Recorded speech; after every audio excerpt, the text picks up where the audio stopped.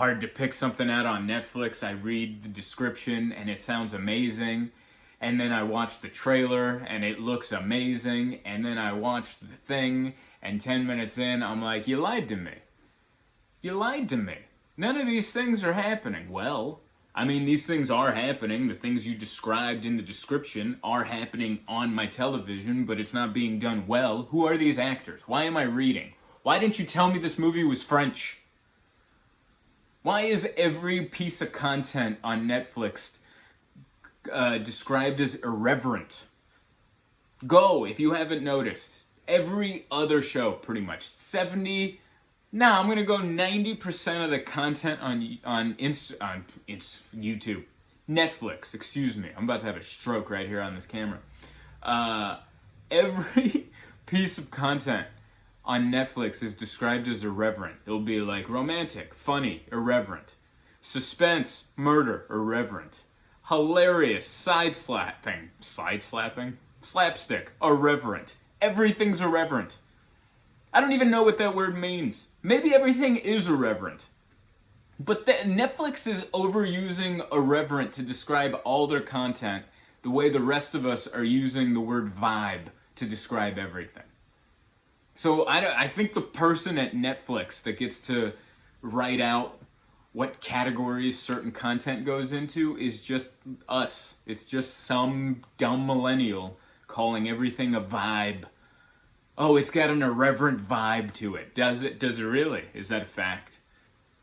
I described an avocado yesterday as it had a summery vibe to it. That's what I said. I should have jumped off a cliff then. That's perfect last words for this era. What were Zoltan's last words? He said this avocado had a summery vibe to it. Oh yeah? And then what did he do? He made a beeline for the bay and was quickly stuffing rocks and heavy objects in his pocket and dove off the deck. And that was the last we saw of him. Stop describing everything as irreverent, Netflix. I don't know what that means. And you might be right, but I doubt you are. How can everything on Netflix be described in the comedy specials, murder documentaries, pedophile things, shows about, I think I just described everything on Netflix, love stories, football documentaries, everything's irreverent. What does irreverent mean? I gotta look it up. All this talking about it, why don't we do something about it? Watch me not spell it right either. Irreverent, showing a lack of respect for people or things that are generally taken seriously. That's actually a perfect. Wow. I take it back. Netflix. Irreverence is a perfect word for most of the content you put up. Most of the content you put up does show a serious lack of respect for people or things that are generally taken seriously. That's everything on there.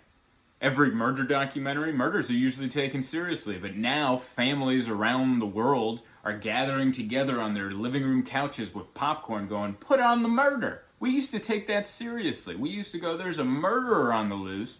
We better go get him. But now we just go, man, I can't wait for the Netflix documentary to come out because my family needs a movie night. Get together and watch this incredible lack of respect for loss of life. Let's watch that. Or pedophile documentaries. We're all on board with being against pedophiles, all right? Even pedophiles publicly are against pedophiles. And then we find out later they were doing the thing that we're very much against. But as much as we're against them, they put a new pedophile documentary up on Netflix and we're like, gather the children. Call a grandma. I'm taking a day off from Zoom work. We are watching these pedophiles. Irreverent is perfect, actually, Netflix. I take away everything I just said. I should have Googled that before I started recording, but that would defeat the purpose of this podcast. It's all about being uninformed, and I am very much that. This one's not on Netflix, but I was watching Handmaid's Tale. Handmaid's Tale. I'll Google that one too. Handmaid's Tale. right? Handmaids. The Handmaid's Tale. Got it. I was watching that, which, if there was ever a series not to start watching during the pandemic, and the lockdown and the racial wars and the upcoming presidential election, I think it's this. I think stay away from Handmaid's Tale. Handmaids, the show I'm talking about. Stay away from this it will not make you feel better, but you won't be able to turn it off. Watching that show is like being in a bad relationship where you don't end it because you're just like, I just want to know what happens tomorrow.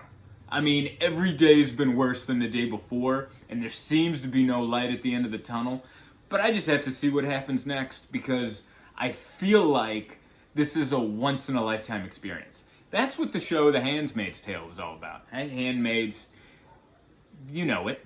I've already said it enough to where you know what we're talking about. It is horrible. It starts off horrible, and then it's still horrible, and we just started season 2, epically horrible. It got worse. It got worse. It's like if you were put in a shark tank and then dumped into the ocean and you're surrounded by sharks and your oxygen tank's running out, but they're like, don't worry, we somehow coated the cage in gasoline and we also lit it on fire. Oh, and that cage you're in that's now on fire and you're running out of oxygen, the lock that's on it, we gave a key to one of the sharks. Yeah, the one shark with a thumb on his fin, he's getting into that cage, he's getting at you, and guess what? He ain't scared of fire. That's what it's like watching Handmaid's Tales. The Handmaid's Tale. That's what it's like. I have to keep looking at it. That's a horrible title. They should rename that series as Things Get Worse. That's what the name of that series should be called. It should be called Things Get Worse. Because is there any other through line between all the episodes? Now, to be fair, I'm not done with the series. I think there's 3 seasons. I just started season 2. But based on the 12 or so episodes I've watched, things get worse. And that's why I keep tuning in. I go, how does this get worse? And then I'm like, it does. And then I get sad. And then I go outside and I realize everyone has to eat outside and wear a mask and keep a distance, and I can't perform at a comedy club, and now I'm sad, and then there's all this underlying, like, the government's going to take over and kill everybody and enslave everybody and blah, blah, blah, and then I'm, like, watching the news, and the news is like, no, that is happening, and I'm like, I don't want to go to Canada, but I might go to Canada. And that's what the Handmaid's Tale.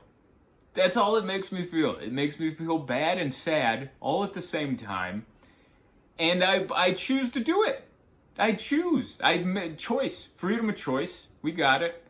All the content on the world at my fingertips. Watch whatever I want, but I'm sucked in to this depressing storm of hellfire, and I can't turn it off. It's really good. It's a very good show. It's a very good show where nothing good ever happens. Nothing good ever happens. The evil people get meaner, and the people you're rooting for just keep getting their face dumped on. It's like watching a character who can't walk down the street without the biggest bird flying over and just whack right into the face. Over and over again. Like, they're not even done wiping the first turd, and then there's a second. And you're like, is this real life? And then a third. And then you're like, there can't be more, and then she bursts into flames. And you're like, there's more. Incredibly entertaining, but not the time. You know when's a good time for that? If you ever get to go vacation to Disneyland. Like, you take your family and you go to Disneyland and you have the most magical 12 hours at the park that you could ever imagine, and you need to come back to the hotel room and somehow unwind and fall asleep, put on an episode of the Handmaid's Tales. Put you right out. I don't know what that's exactly the antithesis that you need for the positive and joyful day you just had is hellfire and brimstone. The Handmaid's Tale.